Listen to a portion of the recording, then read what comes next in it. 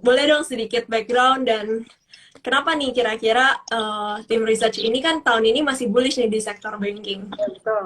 ya kan Mir?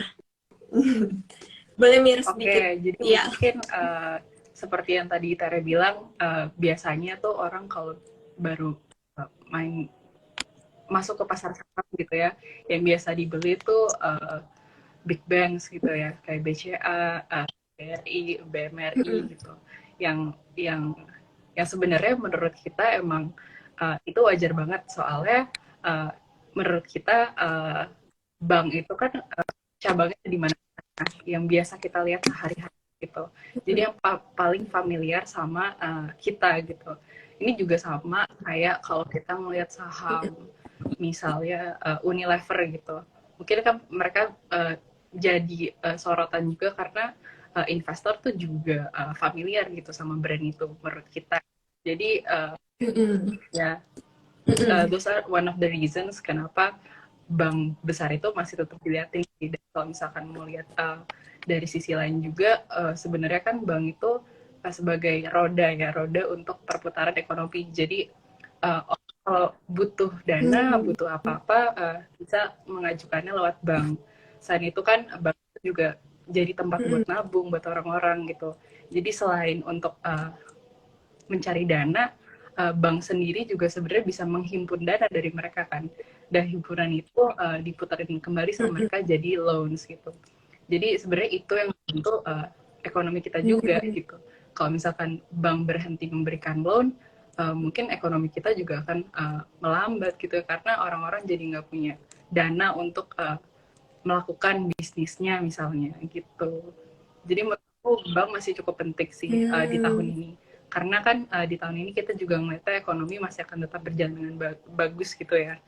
Nah, Mm-mm. dari tahun lalu yang harga komoditas tinggi, di tahun lalu kan juga bank-bank banyak kasih loan untuk working capital, akhirnya mulai lagi terus loan growth tinggi-tinggi tahun lalu, dan tahun ini bank-bank besar juga kasih outlook growth loan itu masih di sekitaran 10-12% gitu, masih double digit, which is masih gede banget gitu ya. Mm-mm.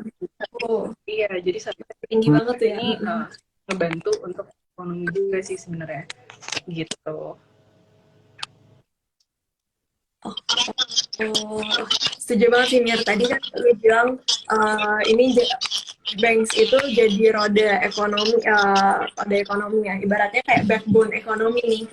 Nah, kita lihat kalau kita masih percaya sama ekonomi Indonesia, nah justru kita harus percaya juga nih sama banking yang nggak bisa dibilang oh, kita percaya sama ekonomi Indonesia tapi kita bearish nih sama bankingnya ya kan ya. Oke nih Mir. Mir, kalau gue langsung nanya nih, sebelum gue nanya deh, kan belakangan ini kan baru keluar nih first month result untuk banking. Nah, kalau banking ini enak nih teman-teman. Jadi kalau mungkin kalau sektor lain kan keluar reportnya itu per kuartal ya. Tapi kalau banking ini per month nih, makanya kita bisa kira-kira sebelum dia keluar report kuartalannya, akhir tahunnya kita udah bisa kira-kira ketakar nih, kira-kira kinerjanya gimana. Nah, kalau untuk first month ini, boleh kasih summary dikit nggak? Kira-kira masih on track nggak nih Oke, semuanya nih, mungkin Mir? kalau first month yang kita Hmm. lihat masih on track karena kan kita baru masuk bulan pertama gitu ya di 2023. Jadi sebenarnya belum banyak perubahan tuh yang kelihatan dari hasil perbedaan dari 2022 full year. Karena kemarin kan di 2022 full year itu bank-bank ini melihat NIM-nya naik cukup besar, terus habis itu quality-nya membaik, terus mulai penurunan di cost of credit mereka. Terus hal ini juga berpengaruh juga akhirnya ke pendapatan mereka gitu, ke earnings mereka juga yang akhirnya bagus gitu di 2022. Nah, di 2022 itu kita juga ngelihat deposit itu uh, masih tetap tumbuh tinggi walaupun loan-nya juga tumbuh besar gitu. Jadi sebenarnya uh, banking ini masih mengangkat kualitas yang cukup banyak gitu. Dari waktu COVID, orang-orang kan banyak yang menabung ya. Kita kemana-mana tuh orang-orang nabung. Nah, waktu kita reopening, kita itu donat kita itu masih disupport banget sama komunitas ya, dan banyak dari kita pebisnis-pebisnis gitu yang punya bisnis sekitaran dengan trading komoditas. Jadi waktu setelah COVID reopening, savings kita juga tetap naik gitu, karena akhirnya ekonomi kita juga jalan karena harga komoditasnya masih tinggi. Terus orang-orang udah kembali lagi jualan gitu. Jadi despite loan yang diberikan sama banking itu tetap terus tumbuh, tapi funding atau uang tabungan orang-orang itu juga masih tetap banyak gitu di banking. Jadi akhirnya mereka bisa melihat cost of fund-nya sampai akhir 2022 itu masih tetap rendah karena likuiditasnya masih ample gitu. Dan ini juga sebenarnya terus ke transfer sampai ke first month gitu, masih tetap kelihatan. Terus LDR mereka juga nggak banyak, maksudnya di full year juga masih bagus gitu ya, masih ada growth di mereka, di loan mereka gitu. Jadi sebenarnya masih memberikan atau masih align lah sama hasil bagus dari full year 2022 kemarin sih bankingnya di first month masih cukup. Dan dari perbankan juga masih optimis ya tahun ini, loan growth itu masih yang kayak tadi lu bilang masih bisa bertumbuh double digit tuh, which is masih tinggi banget ya kan. Nah ini kan biar teman-teman bisa ada sedikit gambaran nih, aku juga nih kalau teman-teman ada liatin 5 ideas nih, juga kita juga ada bikin rangkumannya nih, teman-teman bisa lihat di sini yang tadi Amira ngomongin nih. Mungkin kalau ini dari first month-nya ya, result untuk first month-nya dari segi NIM-nya. Nah kalau kalau kita sekilas lihat kayak gini nih, kan yang untuk kita taruh crown ini kan untuk yang terbaik nih. Kalau net interest margin yang tertinggi itu ada Bank BRI. Nah mungkin bisa kita bahas dikit nih teman-teman yang kan kita hari ini temanya juga banking 101 nih. Apa sih yang kita harus benar-benar lihat kalau misalnya kita mau menganalisa perbankan nih? Rasio-rasio penting apa yang kita harus tahu nih apa artinya, dan kalau misalnya angkanya sudah di berapa yang sudah tidak sesuai dengan rule of thumb-nya atau udah nggak sesuai benchmark-nya, itu udah red flag untuk banking, untuk saham banks ini nih. Oke, mungkin tadi kamu liatin dari NIM dulu ya. Iya, jadi emang kalau misalnya kita lihat emang NIM BRI itu paling gede. Sebenarnya itu ada reasoningnya sih kenapa. Sebenarnya kita bisa lihat NIM itu dari portfolio loan mereka yang paling besar. Seperti yang kita tahu, BRI itu mereka fokusnya ke bisnis UMKM, terus pokoknya targetnya itu SMEs gitu kan, mereka paling banyak. Dan ini sebenarnya adalah loan yang risikonya tuh sebenarnya paling besar, makanya dia bunganya juga besar untuk bank. Tapi ternyata beberapa waktu kebelakang ini para peminjam itu bisa gitu atau mampu mengembalikan loan mereka. Jadi sebenarnya BRI juga diuntungkan gitu dengan ekonomi baik, orang-orang mampu untuk mengembalikan pinjamannya. Jadi NIM mereka jadi besar gitu, karena emang bunga yang diberikan untuk pinjaman dari BRI itu sebenarnya besar, karena tipe loan-nya itu mereka adalah MSME gitu ya, banyaknya, besar itu ada di situ. Oke, jadi kalau kita bilang tema tahun ini di mana UMKM itu adalah segmen yang akan diuntungkan ya dengan ini tahun ini menjelang pemilu. Nah, BRI ini exposure-nya yang paling tinggi ya, Mira ya. Makanya dari segi margin itu pun paling tinggi, karena mungkin resiko kalau misalnya teman-teman pinjam duit ke bank, kalau misalnya teman-teman sebagai perusahaan itu dapat bunga yang lebih rendah ya dibandingkan kalau perorangan, consumer loan atau bisnis-bisnis kecil gitu dibanding PT-PT besar gitu ya, Mir.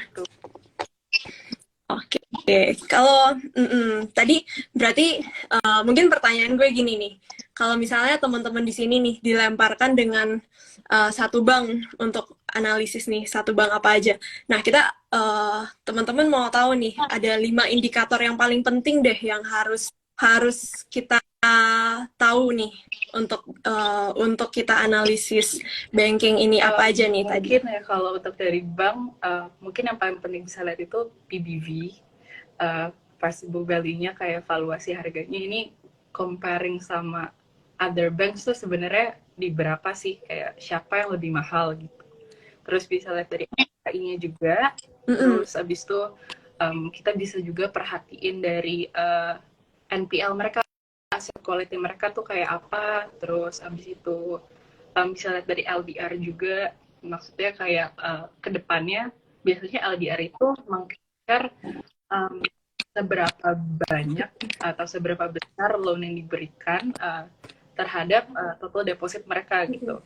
Biasanya itu ada normalnya itu di level 80%, tapi karena sekarang banking itu lagi, likuiditas itu lagi abundant, jadi rata-rata LDR itu pada masih di bawah 80%-an gitu, kecuali BBRI dan BBRI lah. Mereka udah adequate enough gitu. Nah, yang kira-kira masih belum mencapai LDR 80% tuh ada Mandiri dan BNI gitu. Jadi kayak itu beberapa indikator yang bisa kita lihat kalau misalkan mau ngeliatin bank gitu ya. Tadi ada PBV, ROAI, terus aku tadi ngomong ada apa lagi, LDR ya. Terus lihat kalau asset quality-nya, NPL. Iya sih, bisa itu sih. NPL sama satu lagi apa tadi? Kalau 5 untuk iya, untuk likuiditasnya, iya. Itu bisa lihat juga, ini mungkin kasa levelnya. Jadi dia pendanaannya atau dana murahnya itu ada di berapa persen gitu dari total third party fund mereka gitu. Oke. Jadi tadi aku sambil catat nih tadi, Mir. Jadi yang pertama PBV itu untuk menilai valuasinya ya.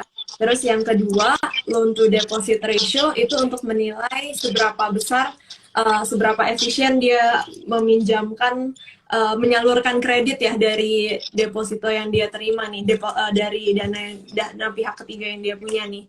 Terus ada ROEI ya tadi. Oh, sama atau sebenarnya RO. NIM sih. Ketinggalan. NIM, net interest margin. Oh, sama net interest margin ya. Terus kalau untuk NPL itu, kalau sekarang trennya itu NPL-nya lagi menurun, lagi menurun ya, Mir ya? NPL banking di Indonesia itu lagi menurun karena emang kemampuan untuk pengembaliannya ada gitu ya. Jadi emang sebetulnya itu didukung juga sama keadaan ekonomi yang cukup baik gitu, berarti kan, karena orang-orang bisa mengembalikan pinjaman mereka gitu. Oke, jadi kalau misalnya NPL yang membaik, aset kualitasnya juga membaik ya. Jadi yang sebelumnya pas awal COVID itu banyak loan-loan yang di restructure, sekarang udah kembali pulih lagi ya, Mir ya? Oke, nah kalau kita ngomongin soal aset kualitas, yang terbaik itu dari bank apa aja? Yang mana, Mir? Ngomongin aset quality, emang NPL itu paling rendah as of 2022 ada di BCA sih. BCA punya NPL emang sangat kecil gitu ya. Dia paling bagus karena emang dia risk mitigation-nya mereka paling duluan gitu untuk risk mitigation-nya. Oke. Karena mereka paling konservatif juga ya, Mir ya. Kalau dalam mungkin untuk screening sebelum pemberian loan-nya itu lebih ketat. Dan juga tadi yang sempat lu mention, Mir, yang tadi pas kita bahas soal ekosistem BCA nih, mungkin lu mau bahas dikit nih.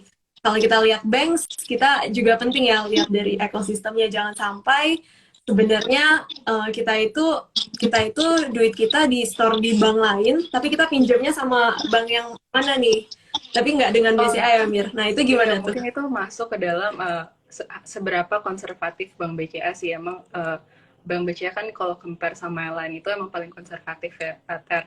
Jadi mereka mau sebaik mungkin mengenal dulu nasabah peminjam mereka gitu. Jadi ya biasanya ada beberapa syarat lah, kalau misalkan kita tahu sendiri kalau ada pengajuan sesuatu ke BCA pasti mereka meminta data sespesifik mungkin gitu. Jadi itu mungkin masuk kenapa NPL-nya juga jadi lebih kecil gitu di Bank BCA. Itu sih. Oke. Kalau lu pribadi, Mir, favorit lu yang mana nih? Dari 4 big banks in terms ini. of apa nih? Kalau In terms of it can be anything nih. Kan kita bisa ambil beda sudut orang yang lebih konservatif, pengen yang aset kualitasnya bagus, mungkin akan pilih BCA. Tapi mungkin kalau yang pengen yang marginnya gede deh, tapi dia exposure-nya luas nih ke UMKM, nah mungkin sukanya BRI. Kalau lu sukanya apa nih? dari tim banking Trimegah, favorit kita itu sekarang in terms of fundamentalnya itu sebenarnya ada di Bank Mandiri, karena Bank Mandiri itu mereka punya kasanya tuh cukup bagus gitu ya dibandingin yang lain. Kalau dibanding BCA, of course masih agak kalah lah. BCA itu besar banget, kasanya ada di 82% as of 2022. Nah, Mandiri sendiri itu ada di 77%. Dan itu mendekati kenapa menurut kita itu karena sebenarnya ini didukung juga sama kemarin mereka revamp aplikasi mobile mereka, Koper Event, which kasa mereka yaitu chip funding. Kasa itu sebenarnya apa? Kasa sebenarnya adalah tabungan giro dan savings account ya, current account dan savings account yang paling liquid dan paling murah gitu. Karena kan kalau misalkan tabungan deposito itu ada bunganya yang biasa dibayar oleh bank, yang itu membuat maksudnya kayak biayanya itu lebih mahal untuk bank gitu, untuk gather uang dari TD atau time deposit. Jadi kas itu sebenarnya lumayan penting untuk membantu bank itu mendapatkan cheap funding lah gitu ibaratnya. Jadi sebenarnya Mandiri lumayan menarik karena kasanya tinggi, terus LDR-nya juga masih lebih rendah dibandingkan BRI dan BNI gitu. Jadi menurut kita Mandiri lumayan menarik sih kalau dari sisi fundamentalnya. Nah, kalau dari sisi valuasi yang paling murah itu ada di BNI, karena BNI itu PBV-nya masih ada di 1,3 kali dan ini lebih murah dibandingin yang lain ya gitu. Wow, oke. Jadi tadi kita belajar nih, kita lihat dari segi kasanya ya. Karena kalau misalnya dana murahnya tinggi, dia itu punya room untuk bisa menyalurkan lebih banyak lagi ya, Mir ya. Dana yang lebih murah gitu ya untuk penyaluran maksudnya untuk mereka salurkan lagi ke kredit gitu. Oke. Nah, kalau kita ngomong-ngomong soal LDR nih, ini bukan long distance relationship kan ya, Mir? Dari tadi. Ya, jadi kalau LDR ini kan loan to deposit ratio nih. Nah, lu mention kalau loan to deposit ratio untuk Bank Mandiri itu lebih rendah dibandingkan BRI dan BNI nih.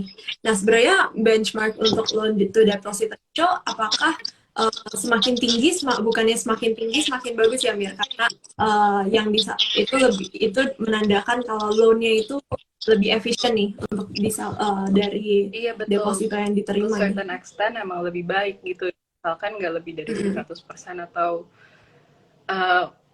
intinya untuk melihat LDR itu harus melihat beberapa rasio lain juga lah, ketahanan dari bank itu gitu. Bisa lihat juga dari CAR. Cuma kalau misalkan kita ngomongin Mandiri, dia emang lebih rendah. Makanya kita melihat ada ruang untuk didorong lagi nih loan growth-nya ke depannya.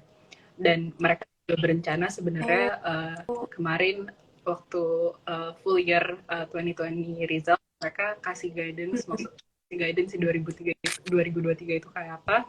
Mereka bilang tahun ini itu akan mulai tap into retail based loans. Jadi emang targeting higher yielding loans dan mungkin ini juga seharusnya bisa naikin ini mereka ya, interest income mereka, terus yang akan ke-translate into higher NIM juga, terus bisa juga dari Livin dan Kopra itu mendukung kasa mereka terus.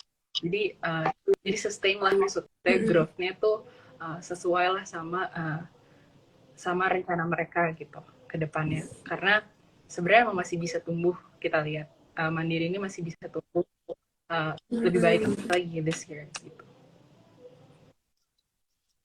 Oke, jadi kita lihat room for growth-nya juga ya, Mir. Nah, Mir, kan tadi yang lu udah sempat mention kayak loan growth tahun ini sebenarnya ditargetinnya di double digit nih. Dan sebenarnya banking ini kan punya kaitan erat kan dengan suku bunga BI nih. Nah, kalau kita tahu setahun terakhir suku bunga BI kan yang dari awalnya 3,5% ya, sekarang udah 4,75. Itu kan udah naik 225 basis point nih. Nah, kalau misalnya dengan loan growth yang ditargetin double digit, nah tapi kalau bunga deposito bank yang kita lihat ini sih adjustment-nya masih belum sebesar kenaikan suku bunga BI ya. Apakah itu akan menjadi satu hal yang akan menjadi perhatian juga nih untuk para banking. Mungkin ini TD rates-nya growth-nya belum sebesar kenaikan BI 7 days repo rate. Iya, kalau TD rates itu emang itu kan sebenarnya cara atau biasanya bunga yang diberikan oleh bank terhadap tabungan kita itu memang cara mereka untuk attracting dana kan yang ditaruh di mereka. Jadi mereka memberikan hasil berupa bunga gitu dan dibayarkan oleh bank. Dan kenapa kenaikan bunga kompensasi ini nggak naik sebesar BI 7 days repo rate? Karena bank-bank ini sekarang masih melihat likuiditas mereka itu masih cukup baik gitu. Jadi mereka hanya naikinnya marginal aja, sedikit aja gitu, nggak sebanyak suku bunga yang sebenarnya oleh BI, yang diatur oleh BI gitu. Jadi mereka bergerak sendirilah sesuai kebutuhan mereka dan sesuai dinamika market ya gitu. Oke. Jadi tergantung likuiditasnya mereka ya. Kalau misalnya likuiditas ini kalau kita lihat dari rasio-rasionya itu masih sangat baik ya. Mirah dari kasanya, dari DPK-nya ya, dana pihak tiga itu masih sangat liquid ya. Nah, yang sebelumnya kan pernah ada isu tuh di mana Pak Jokowi itu sempat nih nyindir bank yang punya NIM tinggi nih. Nah, itu sebenarnya jadi masalah nggak sih buat perbankan kita?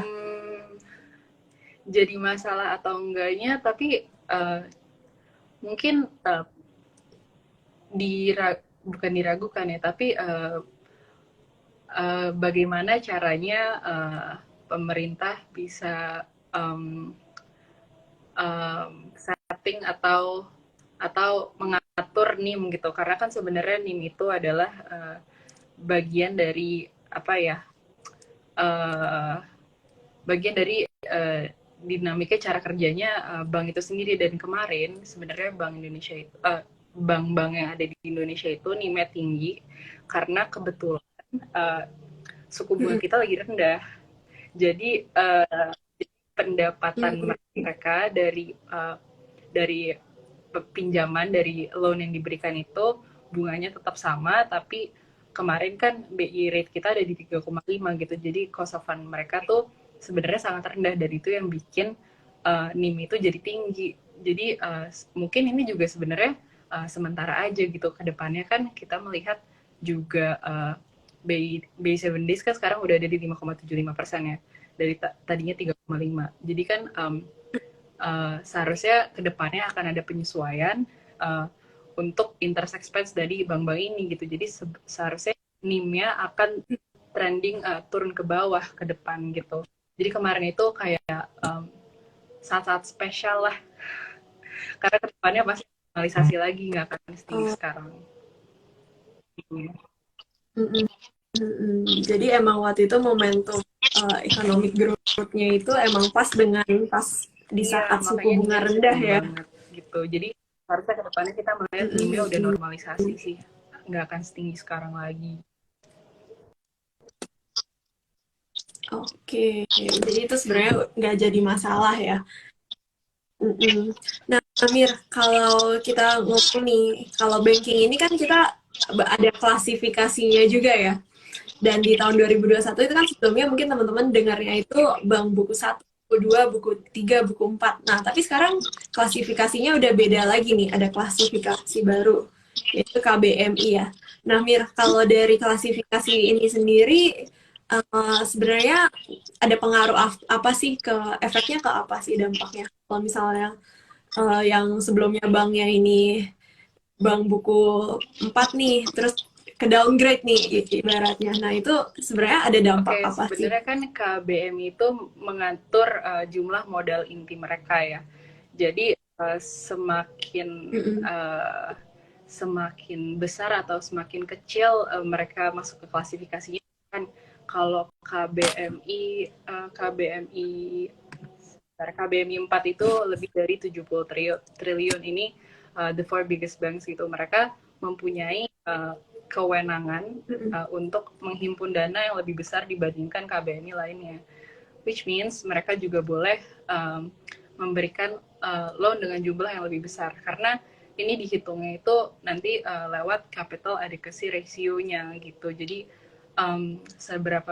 seberapa besar modal inti kalian itu dibandingkan sama risk weighted asset gitu intinya. Jadi pokoknya yang benar-benar berpengaruh itu adalah seberapa besar satu bank bisa menghimpun dana. Lebih besar modal intinya, lebih besar mereka bisa menghimpun dana, terus lebih besar juga mereka bisa memberikan loan gitu. Oke, jadi kalau kita lihat deh eh, yang kalau kemarin isunya ada peraturan di mana bank-bank kecil itu harus memenuhi syarat syarat modal inti 3 triliun kan. Berarti setelah dengan mereka memenuhi syarat itu berarti mereka bisa masuk dalam kelompok Iya, KBMI tersebut ya yang Mira ya. akhirnya bisa memperbolehkan mereka melakukan kegiatan atau bisnis sebagai bank gitu, kayak pinjemin, memberikan pinjaman, terus yang menghimpun dana sebagai TPF. Mm-mm. Oke. Oke. Mungkin untuk tadi merangkum sedikit ya yang tadi kita udah bahas soal banking. Ini kan kita juga sempat ada kontennya ya di Terima Ideas kalau teman-teman ada lihat nih ya dari 4 big bank ini. Tadi tadi sempat Amira jelasin juga BRI tetap memiliki NIM itu seperti margin tertinggi ya, margin tertinggi karena exposure ke UMKM-nya yang lebih besar. Terus kalau BNI ini memiliki loan to deposit ratio tertinggi ya karena ada penurunan dana pihak ketiga ya. Terus kalau cost of fund ini kita mulai melihat ada peningkatan di semua big banks ya. Dan yang paling kecil ada di BCA. Nah, jadi BCA ini tetap menjadi bank dengan dana murah tertinggi. Karena jadi yang sempat kita bilang soal ekosistemnya ya, Mir ya. Jadi mau dimanapun orang tetap memutarkan duit dan kegiatannya masih seputar di BCA nih. Kita gajian lewat BCA, kita spending lewat BCA, nanti kita mau nyicil rumah juga pakai BCA. Jadi ibaratnya datanya udah ke-track semua nih dari BCA gitu ya. Aku tambahin tuh untuk BBRI, Itu. dia kan one month 2023, first month 2023. Sebenarnya itu LDR itu tiba-tiba loncat tuh karena kemarin itu ada withdraw dari institusi dari deposit mereka. Jadi TPF mereka tiba-tiba turun karena ada satu institusi yang withdraw uang mereka di BNI. Itu yang membuat LDR itu loncat tuh tiba-tiba jadi 90%. Harusnya di sekitaran 80-an itu di 2020 itu baru terjadi di Januari tertinggi ya. Oke, jadi kalau untuk deposit ratio itu karena denominatornya ya, karena itu deposit. Jadi kalau ada pihak ketiga yang berkurang, dia itu jadi lebih tinggi ya untuk deposit ratio. Jadi itu harus dilihat juga sebabnya apa nih. Kalau misalnya naik, seiringan yang kemarin yang Amira sempat jelasin itu, yang kalau misalnya loan to depositnya naik dan dana pihak ketiganya naik berbarengan, nah itu baru ada pertumbuhan ya, Mir ya. Oke. Wah, ilmu baru nih. Nah, kalau tadi juga nih yang poin penting nih dari Amira yang gue tangkap nih tadi, 5 rasio utama yang paling penting itu, yang pertama EBV untuk menilai valuasinya ya, Mira. Valuasinya jangan sampai kita beli saham bank yang valuasinya udah terlalu tinggi dan dia itu prospek bisnisnya ke depannya itu nggak tidak justified lah dengan valuasi tinggi ini. Nah, terus yang kedua itu ada dari loan to deposit ratio-nya nih. Seberapa efisien dia bisa menyalurkan kreditnya dari dana yang dia punya ya, Mir. Kalau gue salah langsung aja ngomong ya, Mir. Gue juga baru belajar nih. Terus yang ketiga itu ROI-nya ya. ROI-nya penting ya, Mir. Itu untuk menilai profitabilitasnya. Nah, terus yang keempat itu NPL-nya, non-performing loan-nya. Jangan sampai itu semacam dana dan kredit macet ya, Mir, namanya. Kredit macetnya jangan sampai kebanyakan sehingga aset kualitasnya jelek kan ya, berarti artinya.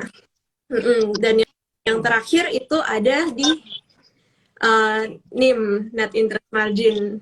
Itu seperti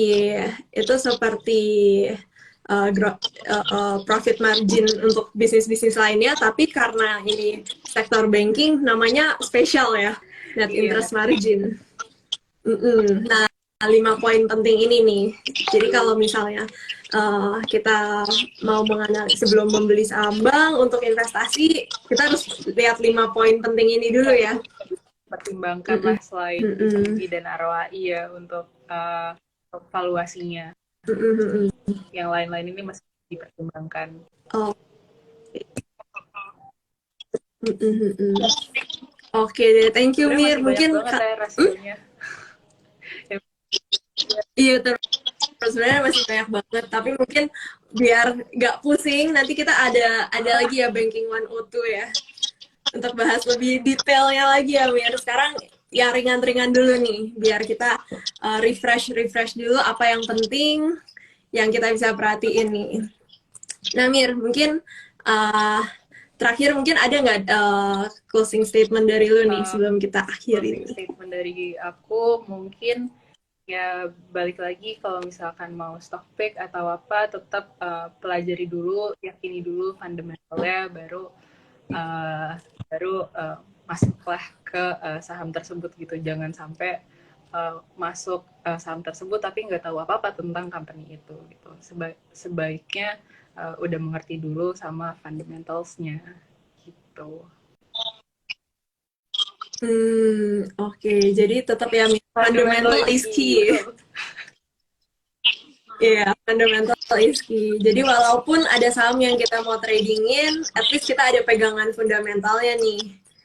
Iya kan? Ya. Oke deh, thank you Mir untuk hari ini. Udah sharing banyak soal banking dan nambah ilmu teman-teman semua ya di sini. Thank you Mir, thank you semuanya.